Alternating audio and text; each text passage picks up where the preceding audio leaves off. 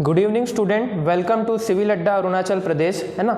आज हम लोग हॉर्टिकल्चर का सिलेबस कंप्लीट करने वाले हैं, है ना। तो हॉर्टिकल्चर का सिलेबस जो है वो मैं पढ़ाने वाला हूँ। मेरा नाम है आबिद सोलंकी और मैंने अपनी मास्टर्स की डिग्री एमएससी हॉर्टिकल्चर से किया है। मैं जेआरएफ हॉर्टिकल्चर क्वालिफाइड हूँ और हॉर्टिकल्चर में नेट क्वालिफाइड हूँ और काफ़ी सारे सिविल सर्विस एग्ज़ाम्स हॉर्टिकल्चर से रिलेटेड मैंने क्वालिफाई किए हैं, है ना।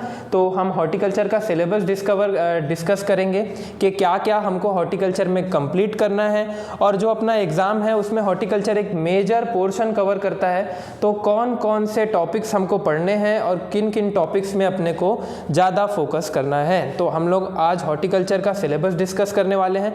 तो सबसे पहले अपने एग्ज़ाम का सिलेबस देख लेते हैं। तो ये जो अपना ऑफिशियल गवर्नमेंट वेबसाइट से जो सिलेबस मिलता है वो ये सिलेबस है। इसमें सबसे पहले हॉर्टिकल्चर में अपने को डिस्कस करना है और वो है पोमोलॉजी, है ना। तो पोमोलॉजी के अंदर पे अपने को क्या क्या डिस्कस करना है एक बार थोड़ा सा ब्रीफ देख लेते हैं हम लोग, है ना। तो सबसे पहले pomology definition and it's scope. Pomology का डेफिनेशन और इसका स्कोप क्या क्या इसके अंदर इंपॉर्टेंस है ये अपने को डिस्कस करना है। Importance of production of fruit crops in India and Arunachal Pradesh. Arunachal Pradesh का बेसिकली कौन कौन से फ्रूट क्रॉप्स हैं जो वहाँ एरिया में लोकली फार्मर्स ग्रो करते हैं और मेजरली कल्टिवेटेड एरिया कवर करते हैं, ये सारे क्रॉप्स को अपने को कवर करना है। कुछ क्रॉप्स जो है वो सिलेबस में दिए हुए हैं, जैसे कि Apple, walnut, citrus, kiwi, plum, chestnut, guava, banana, pineapple and uses variety and cultural practices, है ना। देखो सिलेबस में जो टॉपिक दिया है वो टॉपिक तो अपने को कवर करना ही होता है, लेकिन साथ में कुछ एडिशनल टॉपिक सिलेबस में और होते हैं जो हाइड होते हैं और उसको अपने को भी कवर करना है। जैसे कि फॉर एग्जांपल यहाँ पर लिखा है एप्पल, तो अपने को एप्पल के साथ साथ कुछ इंपॉर्टेंट चीज़ें उससे रिलेटेड क्रॉप्स में जैसे कि पेयर हो गया, प्लम हो गया, चेरी हो गया, इन सारे मतलब टेम्परेट क्रॉप्स अपने को कवर करने होंगे, है ना। तो टेम्परेट क्रॉप जो है अपने को इसमें मेन फोकस से पढ़ना है, तो ये अपने को ध्यान रखना है। अगला सिलेबस का जो पोर्शन है वो है हमारा ओलेरिकल्चर, है ना। ओलेरिकल्चर मतलब सब्जी विज्ञान या फिर वेजिटेबल साइंस। तो इसके अंदर अपने को क्या कवर करना है? Classification, its scope, production and importance of growing vegetable in Arunachal Pradesh, है ना। इंडिया और अरुणाचल प्रदेश में जो इंपॉर्टेंट वेजिटेबल्स हैं इससे रिलेटेड अपने को सिलेबस कंप्लीट करना है ना। तो इसमें क्या क्या मेजर वेजिटेबल्स के कुछ नाम दिए हैं, जैसे कि कैबेज, कॉलीफ्लावर, पोटैटो, ओकरा, ब्रिंजल, बीन्स, पम्पकिन और क्यूकम्बर। मतलब मेजरली हमको कुकुरबिटेशियस क्रॉप और सोलेनेशियस क्रॉप इसके अंदर में कवर करने हैं। लेकिन हम लोग कुकुरबिटेशियस, सोलेनेशियस के साथ साथ लेग्यूमिनस क्रॉप, एस्टेरेसी फैमिली के क्रॉप, कोल क्रॉप्स, कुकुरबिटेशियस, ये सारे क्रॉप भी अपन कंप्लीट करने वाले हैं। तो एडिशनल अपने को कुछ और एक्स्ट्रा पढ़ना पड़ेगा, तो ये भी अपने को ध्यान रखना है। फिर अगला आता है अपना फ्लोरिकल्चर। तो फ्लोरिकल्चर के अंदर पे क्या कंप्लीट करना है? Definition, it's scope in landscape, जो कि एक इंपॉर्टेंट टॉपिक है और इससे रिलेटेड मैटर कहीं नहीं होता है तो हर कोई इस टॉपिक को छोड़ता है। लैंडस्केप गार्डनिंग, जिसको हम ऑर्नामेंटल गार्डनिंग के नाम से भी जानते हैं। तो इस ऑर्नामेंटल गार्डनिंग को, जो कि अरुणाचल प्रदेश में बहुत ज़्यादा फेमस है, अरुणाचल प्रदेश ऑर्गेनिक फार्मिंग में अभी लीड कर रहा है, सबसे ज़्यादा फॉरेस्ट कवर अरुणाचल प्रदेश में है, तो इससे रिलेटेड ऑर्नामेंटल से काफ़ी सारे क्वेश्चन पूछने के चांसेस हैं, तो ये अपने को पढ़ना है। Cultural practices of rose, begonia, marigold, calendula, Salvia, chrysanthemum, gladiolus, orchid और एंथूरियम, ये सारे क्रॉप्स अपने को कवर करने हैं और इससे रिलेटेड जो क्रॉप्स होंगे वो भी अपने को कवर करना है। अगला अपना सिलेबस में कंप्लीट करने के लिए है medicinal, aromatic and spices crops, है ना। इसके अंदर पे scope, importance, area, essential oil extraction, medicinal values, ये सारे अपने को कवर करना है। जो अरुणाचल प्रदेश और इंडिया में Arunachal Pradesh is spice hub, तो इसके लिए अपने को पढ़ना है। Practices, training, pruning, medicinal values, aromatic, spice crops, preparation of nurseries after care, importance, therapeutic, pharmaceutical uses, agroclimatic zones of India and Arunachal Pradesh. Arunachal Pradesh के एग्रोक्लाइमेटिक जोन्स को पढ़ना है, कैसे टेम्परेट बेल्ट वहाँ वहाँ पर बनता है, कैसे ट्रॉपिकल बेल्ट वहाँ पर बनता है, इसको अपने को डिस्कस करना है। Nature and scope of horticulture and importance in Arunachal Pradesh, classification of horticultural plants, production and scope in horticultural crops in India and Arunachal Pradesh, है ना। इसमें अपने को फ्रूट, वेजिटेबल, स्पाइसेस के साथ साथ मशरूम कल्टीवेशन में भी स्पेसिफिक फोकस करना है ना। तो यहाँ पर एक अपना सब टॉपिक और ऐड हो जाता है, मशरूम कल्टीवेशन। मशरूम कल्टीवेशन को भी अपने को फोकस करना है। अगला और लास्ट और सबसे इम्पॉर्टेंट ब्रांच जो हॉर्टिकल्चर का हम पढ़ते हैं वो है प्रोपागेशन एंड ऑर्चर्ड मैनेजमेंट। ये एक तरीके से पोमोलॉजी का ब्रांच है, लेकिन हम हॉर्टिकल्चर में इसको पढ़ते हैं। सबसे इम्पॉर्टेंट और सबसे ज़्यादा इसमें क्वेश्चन बनने के चांसेस होते हैं, क्योंकि कोई भी एग्जामिनर जब वो क्वेश्चन बनाता है तो प्रोपागेशन से एक ना एक क्वेश्चन बनता ही है। हम जो प्रीवियस ईयर का क्वेश्चन एनालिसिस करेंगे उसमें भी काफ़ी सारे क्वेश्चंस प्रोपागेशन से बने हुए हैं। तो fundamental principle methods of plant propagation of horticultural crops, layout of orchard system, plants, method of orchard, nursery management, planning management of nursery, scope, zone wise horticultural crops pertaining temperate, sub temperate, tropical. हम लोग climatic classification भी पढ़ेंगे, Koppen का classification, Thornthwaite का classification, de Candolle का botanical classification, ये सारे climatic classification, tropical, tropic of cancer, tropic of Capricorn, globe में लैटिट्यूड, लॉन्गिट्यूड, ये सारा हम बेसिक से स्टार्ट करेंगे, बिल्कुल जीरो से, है ना। तो क्लासिफिकेशन में थोड़ा सा जियोग्राफी भी अपने को यहाँ क्लाइमेट में कवर करना है, जिसमें ट्रॉपिकल, सब ट्रॉपिकल और टेम्परेट क्रॉप अपन डिस्कस करेंगे। Definition and scope, importance of green house and protected cultivation. तो यहाँ पर दो अपने एडिशनल टॉपिक हैं, green house and protected cultivation, इसको भी अपने को कवर करना है। तो ये है अपने एग्जाम का सिलेबस, काफ़ी वाइड सिलेबस है हॉर्टिकल्चर का जो अपने को कवर करना है, लेकिन हम एक एक टॉपिक और उससे रिलेटेड सारे सब टॉपिक इस एग्जाम से रिलेटेड कवर करने वाले हैं। तो आज बेसिक इंट्रोडक्शन अपन देखने वाले हैं अपने सब्जेक्ट का। तो हॉर्टिकल्चर का अपन बेसिक इंट्रोडक्शन देखेंगे, है ना। तो हॉर्टिकल्चर स्टार्ट करते हैं। तो सबसे पहले तो इसके वर्ड का ब्रेक डाउन करते हैं। हॉर्टिकल्चर, सबसे पहले horticulture is branch of agriculture, है ना। तो हॉर्टिकल्चर जो है ये सबसे फेमस और सबसे ब्राइट ब्रांच है हॉर्टिकल्चर एग्रीकल्चर का। तो horticulture is branch of agriculture, ये अपने को ध्यान रखना है। सबसे बेसिक तो अपने को यही पता होना चाहिए कि horticulture is branch of agriculture. अब हॉर्टिकल्चर जो होता है ये दो शब्दों से मिलकर बना है। सबसे पहला अपना वर्ड जो होता है वो है हॉर्टस, और दूसरा जो अपना शब्द है वो है अपना कल्चुरा, है ना। तो हॉर्टस और कल्चुरा। अब देखो कल्चुरा और हॉर्टस जो है ना ये एक तरीके का लैटिन वर्ड है। आप लोग ने कभी भी एग्जाम्स के लिए एग्रीकल्चर में पढ़ा होगा कि जिस वर्ड के लास्ट में कल्चर होता है वो लैटिन वर्ड्स के तरफ जाते हैं, और जिस वर्ड के लास्ट में लॉजी या फिर नॉमी होता है ये सारे ग्रीक वर्ड्स के तरफ जाते हैं, है ना। तो जिस तरीके से इसको फॉलो करते हुए हॉर्टिकल्चर के लास्ट में कल्चर है तो ये सारे जो है ये लैटिन वर्ड्स की तरफ जाते हैं। तो horticulture is Latin word. Horticulture is derived from two word, first is hortus and second is cultura. Hortus जो होता है, हॉर्टस का मतलब होता है गार्डन। ये मोस्ट इंपॉर्टेंट है और बेसिक क्वेश्चंस में पूछा जाता है। जेआरएफ में भी ये क्वेश्चन एक बार बन चुका है कि हॉर्टस का मतलब क्या होता है। हॉर्टस मीन्स गार्डन, और कल्चुरा का मतलब होता है normal cultivation. In Latin language they use to denote cultivation as cultura. तो कल्टीवेशन को ही हम लोग लैटिन लैंग्वेज में कल्चुरा कहते हैं। इसका मतलब garden cultivation is known as horticulture, means another name of horticulture is garden cultivation, है ना। तो गार्डन कल्टीवेशन का मतलब होता है हॉर्टिकल्चर, हॉर्टस का मतलब होता है गार्डन, और कल्चुरा का मतलब होता है कल्टीवेशन। अब गार्डन क्या होता है ये अपन समझते हैं कि गार्डन होता क्या है। तो सबसे पहले तो गार्डन क्या, जैसे ही अपन सोचते हैं, हम इमेजिन करते हैं पार्क। गार्डन का मतलब होता है इनक्लोज्ड एरिया या फिर प्रोटेक्टेड एरिया, है ना। गार्डन का मतलब होता है इनक्लोज्ड एरिया या फिर प्रोटेक्टेड एरिया। इनक्लोज्ड एरिया या फिर प्रोटेक्टेड एरिया, जिसको हम लोग गार्डन बोलते हैं, जिसमें बड़ी बड़ी वॉल रहती हैं। इन सारे लोगों को अपन गार्डन से डिनोट करते हैं। तो गार्डन का मतलब होता है इनक्लोज्ड एरिया या फिर ऐसा एरिया जो प्रोटेक्टेड है। अब प्रोटेक्टेड कैसे है? Any type of fence, we use to protect our garden by any type of fence is known as garden. तो कोई भी तरीके के फेंस का यूज अगर हम लोग गार्डन को प्रोटेक्ट करने के लिए कर रहे हैं तो उस एरिया को गार्डन बोलते हैं, है ना। नॉर्मल जो हमारा फील्ड होता है, जो हम राइस कल्टीवेशन करते हैं, वीट कल्टीवेशन करते हैं, है ना, सीरियल क्रॉप्स का जो कल्टीवेशन करते हैं, उस क्रॉप के एरिया को हम लोग डिनोट करते हैं फील्ड से। फील्ड का मतलब क्या होता है? ओपन कल्टीवेटेड एरिया, जिसमें हम लोग किसी भी तरीके का प्रोटेक्शन का यूज नहीं करते हैं, वो होता है ओपन कल्टीवेटेड एरिया। लेकिन जो हॉर्टिकल्चर होता है उसके एरिया को हम लोग डिनोट करते हैं एज एन गार्डन।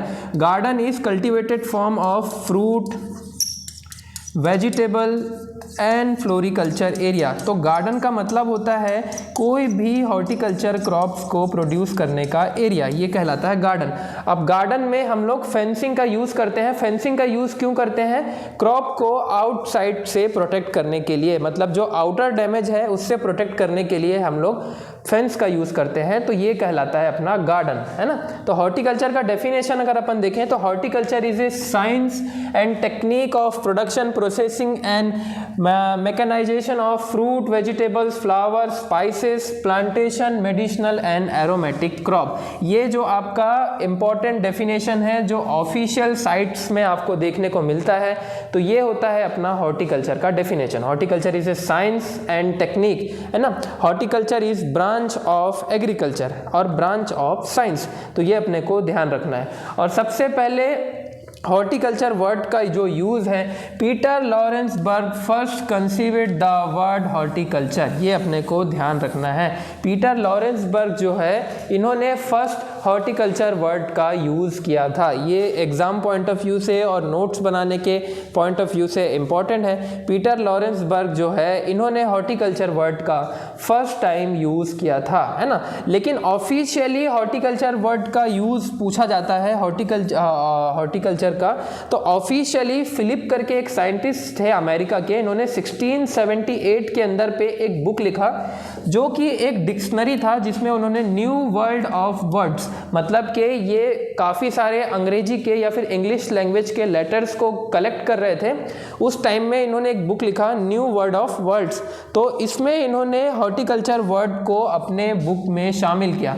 तो ये भी ध्यान रखना है, हॉर्टिकल्चर वर्ड का यूज़ एक डिक्शनरी में, फिलिप्स नामक डिक्शनर से 1678 में यूज़ किया गया। तो ये अपने को ध्यान रखना है। हॉर्टिकल्चर का वर्ड का यूज़ सबसे पहले पीटर लॉरेंस बर्ग ने किया था और फर्स्ट बुक में इसका वर्णन जो है वो फिलिप्स ने 1678 में किया था। अब आता है फादर ऑफ हॉर्टिकल्चर, है ना।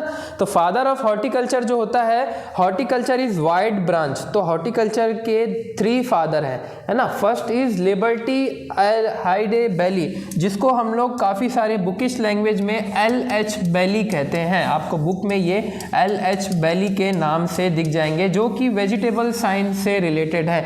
कहीं कहीं जगह पे वेजिटेबल्स में काफ़ी सारे इंपॉर्टेंट लिटरेचर में LH बेली साहब का नाम आता है। तो LH Bailey is related to vegetable science and considered as a father of horticulture. Second father is John Lindley. John Lindley is related to vegetable and orchid science, है ना। Floriculture में और ऑर्किड साइंस से ये related है। John Lindley is also considered as father of vegetable science. And Thomas Andrew Knight, most important, mark this name, Thomas Andrew Knight या फिर T.A. Knight is an apple breeder, famous apple breeder. Who is the famous apple breeder? Thomas Andrew Knight, also considered as father of horticulture, है ना। तो horticulture के 3 father अपने को ध्यान रखना है। सबसे पहले LH बेली, दूसरे लिंडली और तीसरे थॉमस एंड्रयू नाइट, है ना। तो हॉर्टिकल्चर के 3 फादर हैं। सबसे पहले हैं बेली, दूसरे हैं लिंडली और तीसरे हैं नाइट। ये क्या बनता है? बालक। बालक मीन्स हॉर्टिकल्चर। हॉर्टिकल्चर जो होता है ये बच्चों का साइंस है, बालक। तो बालक से बेली, L से लिंडली एंड K से नाइट। तो ये बालक जो है ये हॉर्टिकल्चर के फादर हैं। अब father of horticulture in India, then M.H. Mari Gowda is considered as father of horticulture in India. तो ये भी अपने को मार्क करना है, important. Father of horticulture in India जो है वो M.H. मैरी गोडावा है। ये एक ऑर्नामेंटल गार्डन से रिलेटेड साइंटिस्ट है IRI के, जो कि फादर ऑफ हॉर्टिकल्चर कंसिडर किए जाते हैं इंडिया में। Second, father of modern horticulture in India, तो father of modern horticulture is K L. Chadha. K L. Chadha is famous scientist in IIHR and IARI also, and he also considered as father of golden revolution in India. golden revolution जो है ये अपना fruit production से related revolution हुआ था. आगे अपन जब discuss करेंगे तो गोल्डन रिवॉल्यूशन को एक क्लास में डिस्कस करने वाले हैं कि क्या हुआ था, कैसे इस रिवॉल्यूशन का स्टार्ट हुआ था. Then father of golden revolution is also known as K L. Chadha.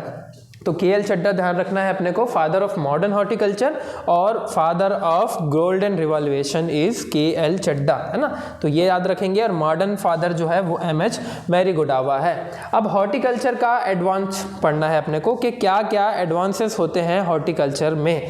तो सबसे पहले India has wide variety of climate, है ना. हमारे यहाँ काफ़ी सारा क्लाइमेटिक वेरिएशन पाया जाता है. अपने जो नॉर्दर्न कंट्री स्टेट है उसमें टेम्परेट वेजिटेबल क्लाइमेट्स पाया जाता है. सेंटर के जो क्लाइमेट है वो सब ट्रॉपिकल है और साउदर्न में ट्रॉपिकल क्लाइमेट पाया जाता है. India has wide variety of climate, soil which large number of horticultural crops, fruit and vegetable, ornamental and medicinal plants are grown, है ना. Produce of higher number of biomass than field crops per unit of area, result effective utilization of natural resources, है ना. तो जो हम पढ़ने वाले हैं इसके बाद एक ओरल वाइवा भी होता है. तो वाइवोसी के लिए हम लोगों को बेसिक नॉलेज भी पता होना चाहिए. हम ये सारा चीज़ भी क्यों डिस्कस कर रहे हैं कि जो बेसिक वाइवा होता है उसके लिए भी हम लोगों को तैयार होना है, तो उसके लिए बेसिक एग्जाम में पता होना चाहिए. सबसे पहला, horticultural crops are highly remunerative, है ना. हाईली रिम्यूनेटिव का मतलब जो होता है replacing subsistence farming and thus डिवेट level of rain fed dry land and hilly areas, है ना, coastal and agro economical crops में, है ना.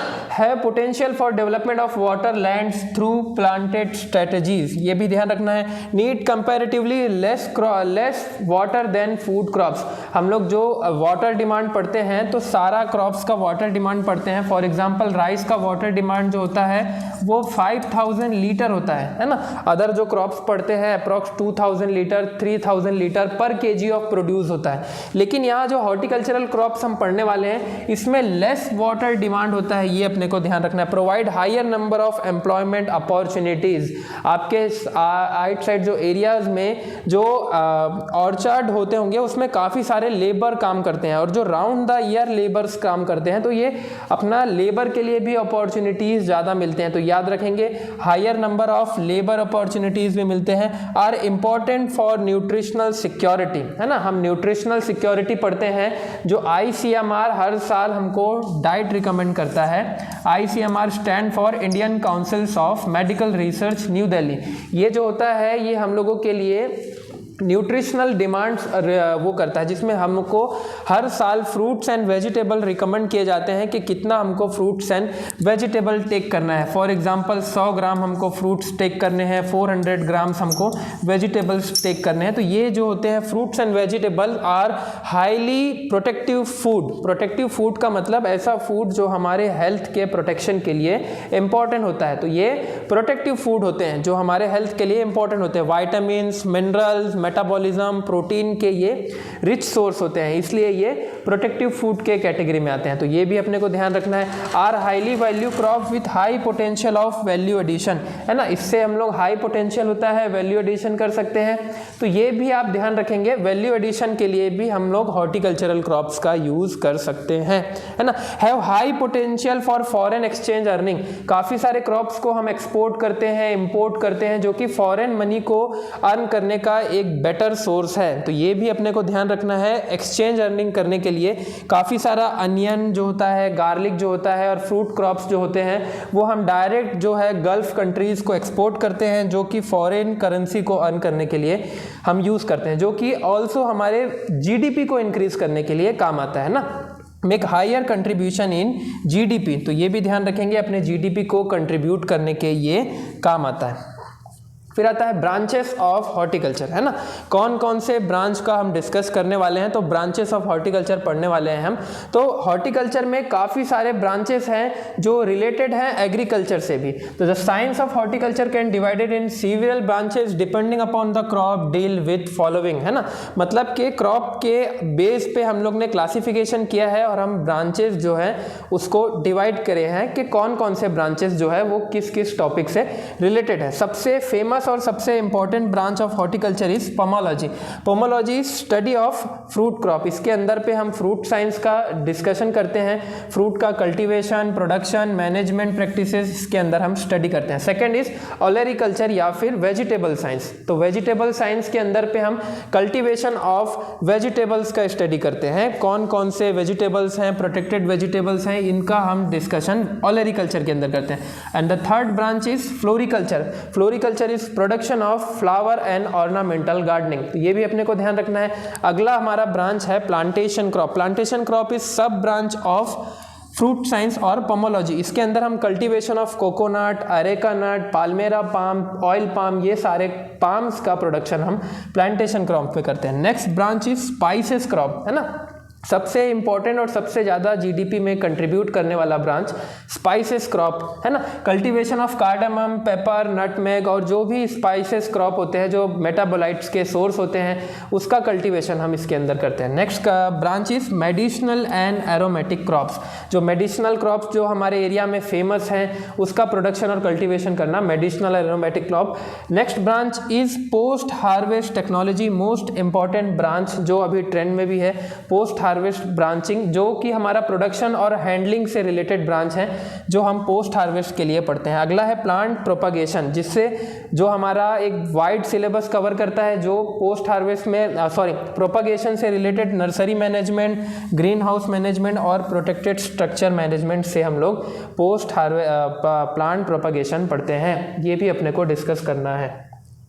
अब देखो कुछ प्रीवियस ईयर क्वेश्चंस देख लेते हैं जो पिछले एग्जाम में आए हुए हैं, जो अपने को डिस्कस करना है ना। तो सबसे पहला क्वेश्चन जो एक स्क्रीनशॉट है आपके पेपर से लिया हुआ, the fruit type of banana is botanically, है ना। तो हम लोगों को इसके लिए फ्रूट जो है वो बोटैनिकली कैसे बनता है, कैसे फॉर्म होता है, ये सारा भी कवर करना है। तो बोटैनिकल क्लासिफिकेशन जब हम लोग पढ़ेंगे, एक ओवेरी से फ्रूट कैसे डेवलप होता है, कैसे मैच्योर होता है, कैसे राइपन होता है, कैसे ओवेरी के अंदर में मॉडिफिकेशन होता है, फिर जो फ्रूट बनता है, ये अपने को डिस्कस करना है ना। तो अभी के लिए अपन सिर्फ आंसर लेके चलते हैं, बाद में जब अपन अच्छे से डिटेल क्लास पढ़ेंगे तब अपन बोटैनिकली जब क्लासिफिकेशन पढ़ेंगे तब आप इसका आंसर दे पाएंगे। तो the fruit type of banana is botanically berry. Banana जो होता है वो बेरी टाइप का फ्रूट होता है, तो ये अपने को ध्यान रखना है। Botanically banana is berry type of fruit. The next question is which mango variety is suitable for high density planting. अभी अपने देखा कि ऑर्चर्ड सिस्टम अपने को पढ़ना है, ऑर्चर्ड मैनेजमेंट के किस तरीके से ऑर्चर्ड का मैनेजमेंट करना है, प्लांटिंग करना है नर्सरी में। तो जब अपन ऑर्चर्ड का लेआउट पढ़ेंगे तो काफ़ी सारे प्लांटिंग सिस्टम पढ़ेंगे, square system, rectangular system, hexagonal system, contour system. तो इन सारे सिस्टम में अपन प्लांटिंग पढ़ेंगे तो अपन एक सिस्टम का डिस्कशन करेंगे जिसको बोलते हैं HDP, एक सिस्टम का डिस्कशन करेंगे जिसको हम लोग बोलते हैं मीडो ऑर्चर्ड। तो ये सारे ऑर्चर्ड जब अपन डिस्कस करेंगे तब अपन देखेंगे हाई डेंसिटी प्लांटिंग के लिए कौन से वैरायटी को अपन प्लांट करते हैं, है ना। तो अलग अलग क्रॉप्स में अलग अलग वैरायटीज जो होते हैं वो स्पेशली बने होते हैं हाई डेंसिटी प्लांटिंग में लगाने के लिए। तो मैंगो में जो हाई डेंसिटी प्लांटिंग के लिए हम यूज़ करते हैं वो आम्रपल्ली वैरायटी का यूज़ करते हैं। आम्रपल्ली एक साउथ इंडिया का वैरायटी है जिसका यूज़ हम लोग करते हैं। प्लांटिंग डिस्टेंस पूछता है तो वेरी करता है, 2.5 × 2.5 में हम लोग इसको प्लांटिंग करते हैं, लेकिन हम लोग इसको ट्राइंगुलर सिस्टम में प्लांटिंग करते हैं, ना कि स्क्वायर सिस्टम में। तो ये भी जब हम लोग वैराइटियल क्लासिफिकेशन पढ़ेंगे और प्लांटिंग सिस्टम पढ़ेंगे तब अपन इसको और भी आगे डिस्कस करेंगे। एंड द नेक्स्ट और last question is which of the following ripening hormone, है ना। काफी सारे फिजियोलॉजी के अंदर में अपने को हार्मोन्स डिस्कस करने हैं कि कौन कौन से हार्मोन्स होते हैं और कौन कौन से हार्मोन का क्या क्या यूज होता है, उनके प्रिकर्सर्स भी हमको पढ़ने हैं। प्रिकर्सर का मतलब ओरिजिन और सोर्स ऑफ हार्मोन है ना, तो प्रिकर्सर्स भी अपने को डिस्कस करने हैं। तो राइपनिंग हार्मोन के बेसिकली हम लोग राइपनिंग हार्मोन के लिए यूज़ करते हैं एथाइलिन। तो एथाइलिन जो होता है वो एक गैसियस हार्मोन होता है जिसका यूज़ हम लोग राइपनिंग के लिए करते हैं, है ना। एक जो अमाइनो एसिड होता है मेथियोनिन, वो एथिलीन का सोर्स होता है, तो precursor of ethylene is methionine, है ना। तो मेथियोनाइन जो होता है वो एक तरीके का अमाइनो एसिड है जो कि अपना एथिलीन के प्रिकर्सर के लिए रिस्पॉन्सिबल होता है। तो ये सारी चीज़ें अपने को डिस्कस करना है। अपन सिलेबस टू सिलेबस एक एक टॉपिक कवर करते चलेंगे और आगे सारे एग्जाम के क्वेश्चंस को डिस्कस करते जाएंगे। तो ये एक बेसिक इंट्रोडक्शन क्लास था, इसके बाद अपने नेक्स्ट क्लास में अपन ये डिस्कस करेंगे। Thank you.